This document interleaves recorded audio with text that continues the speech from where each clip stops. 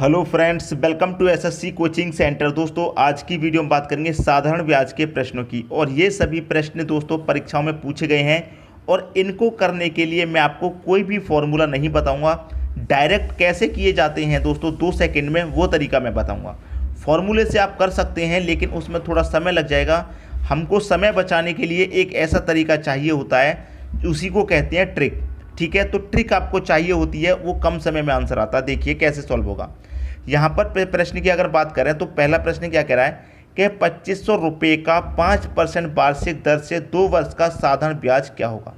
देखिए, साधारण ब्याज का एक फॉर्मूला होता है, मैं बता दूं, SI बराबर PRT पूरे का बटा दोस्तों कितना 100। ठीक है, देखिए मैं फॉर्मूले से बता रहा हूँ, फिर मैं बताऊँगा ट्रिक से कितने कम समय में आंसर आएगा।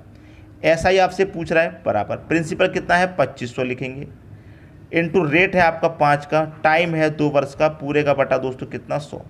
ठीक है, अब यहाँ पर मैं 2 जीरो से 2 जीरो तो कटा ही दूंगा। ठीक है, अब देखिए 2 पच्चे कितना हो जाएगा 10, 25 एकम कितना हो जाएगा 25 और एक ये जीरो 250। तो SI आपका कितना निकल के आया, SI निकल के आया 250। तो ब्याज आपका कितना हो गया 250 हो गया।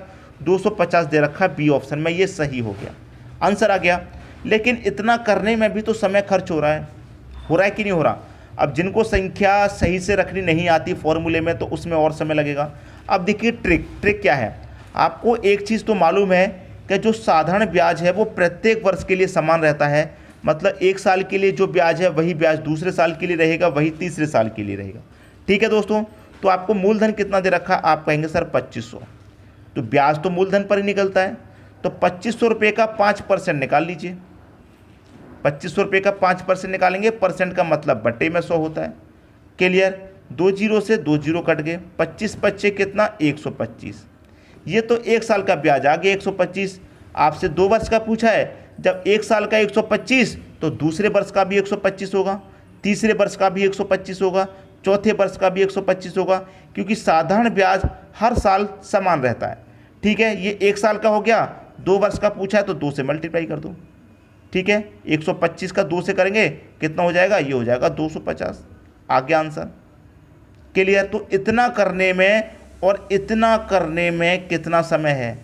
आप देखिए जितना पेन कम चला रहे हैं उतना ही कम समय लगेगा, आप जितना पेन अधिक चला रहे हैं उतना ही अधिक समय लगेगा।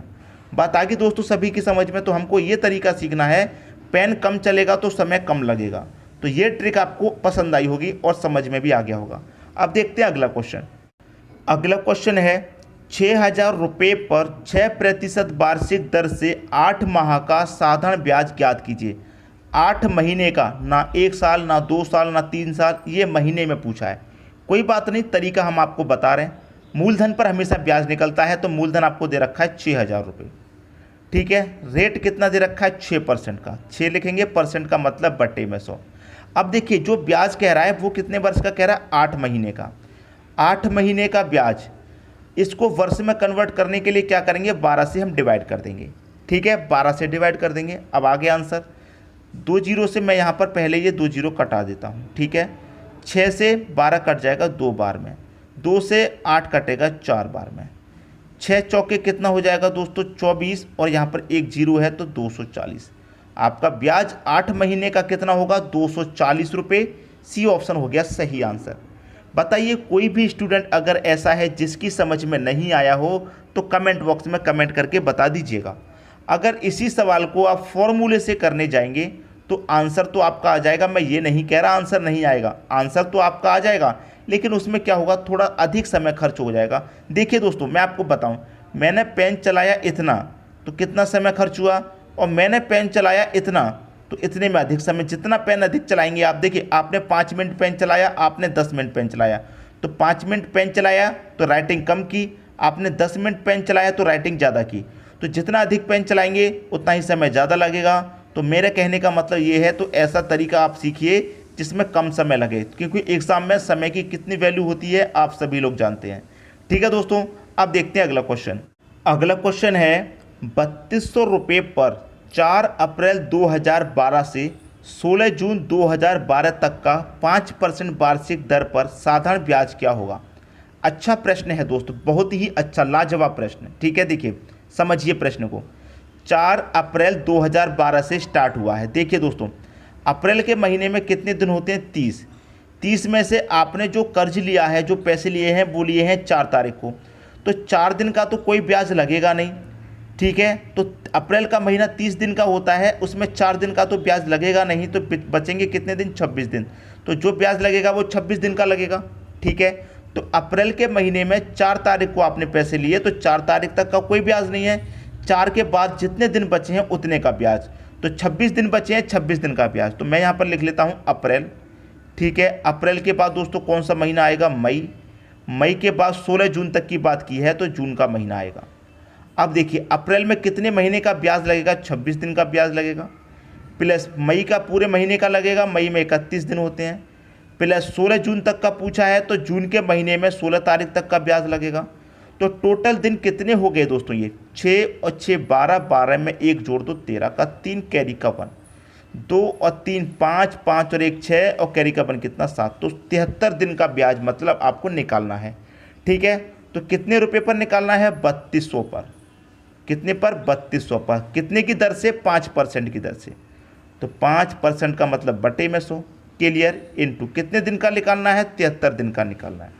अब देखिए दोस्तों, यहाँ पर समझिए प्रश्न को। मैंने अभी अभी इससे पहले वाला जो क्वेश्चन कराया था उसमें 8 महीने का पूछा था। जब महीने की बात रहेगी तो उसे कन्वर्ट करने के लिए 12 से डिवाइड करेंगे, और जब दिन की बात रहेगी उसे वर्ष में कन्वर्ट करने के लिए 365 से डिवाइड करेंगे। बात आ गई समझ में? महीना दे रखा होगा तो 12 से डिवाइड, दिन दे रखा होगा तो 365 से डिवाइड, ठीक है। अब देखिए, 73 से ये 365 पूरा पूरा 5 बार में कट जाएगा। 5 से दोस्तों ये 5 कट गया, 2 जीरो से आपके 2 जीरो कट गए, बचा क्या? 32 रुपये। तो आपका जो 73 दिन का ब्याज रहेगा वो कितना रहेगा? 32 रुपये रहेगा। पहला ऑप्शन हो जाएगा आपके प्रश्न का दोस्तों सही आंसर। उम्मीद करता हूँ सभी की समझ में प्रश्न बहुत ही अच्छे तरीके से आ गया होगा, ठीक है दोस्तों। अब देखेंगे अगला क्वेश्चन। अगला क्वेश्चन है आपका, किसी धन का साधारण ब्याज की 8% वार्षिक दर से 3 वर्ष का मिश्र धन 6,944 रुपये हो तो मूलधन ज्ञात करो। देखिए दोस्तों, प्रश्न तो आपका बहुत ही लाजवाब है क्योंकि मूलधन इसमें नहीं दिया गया। तो देखिए, जब आपको मूलधन नहीं दिया गया तो मूलधन को आप क्या मान सकते हैं? 100 मान सकते हैं, ठीक है। 100 का 8% आप निकालेंगे, 8% का मतलब बटे में 100, ठीक है। तो 0 से 0 कट गया, तो 1 वर्ष का जो ब्याज है वो कितना आ गया? 8। जब 1 वर्ष का दोस्तों आपका 8 आ गया और 3 वर्ष की बात कर रहा है, तो 3 वर्ष में कितना हो जाएगा? ये हो जाएगा 24 रुपये। इतनी बात दोस्तों सभी की समझ में आ गई, ठीक है। 24 रुपये हो गया। तो देखिए, मूलधन हमारा कितना था? मूलधन था हमारा 100 रुपये। 100 रुपये में मैं क्या करूँगा? ब्याज के 24 रुपये जोड़ दूंगा। कितने जोड़ दूंगा? 24 रुपये। तो ये क्या हो जाएगा? हमारा मूलधन में ब्याज मैंने जोड़ दिया, तो ये कितना हो गया? 124 क्या हो जाएगा? मूलधन प्लस ब्याज मिश्र धन होता है, तो 124 मिश्र धन हो गया। और यहाँ पर मिश्र धन कितना है? 6,944। तो इस मिश्र धन में क्या करेंगे? इस मिश्र धन से डिवाइड दे देंगे। और मूलधन आपको निकालना है। मूलधन कितना होता है अपने आप में? 100%। तो 100% का आपको मान निकालना है, तो आपका आंसर आ जाएगा। अब इसे कटा लीजिए दोस्तों। देखिए, यहाँ पर मैं से कटाऊंगा, 4 से कटाऊँ, 4 त्रिक का 12, 4 एकम 4, 4 से कटाऊंगा, 4 एकम 4, 2 बचेगा 29, 4 सत्ते 28, 1 बचेगा 14, 4 त्रिक का 12, 2 बचेगा 24, 4 छिंग 24। क्लियर दोस्तों? कट गया। अब 31 से इसको कटाएं हम, तो 31 से ये कट जाएगा 56 बार में, और 56 का मल्टीप्लाई करें 1 में, 56 एकम कितना हो जाएगा? 56 और 2 जीरो 5600। ये आपका आंसर हो गया। बताइए कितना समय लगने वाला था? 5600 आपका आंसर हो गया, बी ऑप्शन। अब इसी प्रश्न को आप ले लीजिए। कुछ स्टूडेंट ऐसे होंगे अभी भी इस प्रश्न में कन्फ्यूज़ होंगे, जबकि कन्फ्यूज़न वाली कोई बात है नहीं। मिश्र धन, देखिए, जब योग दे रखा है तो हम योग से डिवाइड करते हैं, तो मिश्र धन दे रखा है तो हम मिश्र धन से डिवाइड करेंगे, ठीक है। और 100% का मान चाहिए क्योंकि मूलधन अपने आप में 100% होता है, तो 100 से हम मल्टीप्लाई करेंगे, बस आ जाएगा आंसर, ठीक है दोस्तों। आप देखेंगे अगला क्वेश्चन। अगला क्वेश्चन है, कोई धनराशि साधारण ब्याज पर 3 वर्ष में 1016 रुपये तथा 7 वर्ष में 1304 रुपये हो जाती है, तो वह राशि क्या है? देखिए दोस्तों, कोई राशि 3 वर्ष में 1016 और 7 वर्ष में 1304। समझना प्रश्न को। देखिए, 3 वर्ष में 1016, 7 वर्ष में कितनी होगी? 1304। तो पहले 3 वर्ष में थी, 3 से 7 पे पहुंच रहे हैं आप, तो कितना बढ़ रहा है आप देखेंगे दोस्तों, 3 से 7 पे पहुंच रहे हैं तो 4 वर्ष आपकी बढ़ रही हैं, 4 वर्ष बढ़ रही हैं। इतनी बात दोस्तों क्लियर है। और रुपए कितने बढ़ रहे हैं, 1016 से 1304 हो रहे हैं, रुपए कितने बढ़ रहे हैं ये आप देखिए, रुपए कितने बढ़ रहे हैं। तो आप देखिए 1304 में से 1016 को घटा लेंगे तो पता चल जाएगा कितने बढ़ रहे हैं। तो देखिए 14 में से मैं यहाँ पर देखिए सीधे सीधे घटा देता हूँ, 1304 में से 1016 घटाऊंगा तो सीधे सीधे कितना, ये 288 रुपये बढ़ रहे हैं। ठीक है, 288 बढ़ रहे हैं। जब 4 वर्ष में 288 रुपये बढ़ रहे हैं तो 1 वर्ष में कितने बढ़ रहे हैं, 1 वर्ष में तो 4 से आप इसमें डिवाइड कर देंगे, 4 सत्ते 28, 4 दूने का 8, तो 1 वर्ष में बढ़ रहे हैं 72 रुपये, 1 वर्ष में 72 रुपये बढ़ रहे हैं।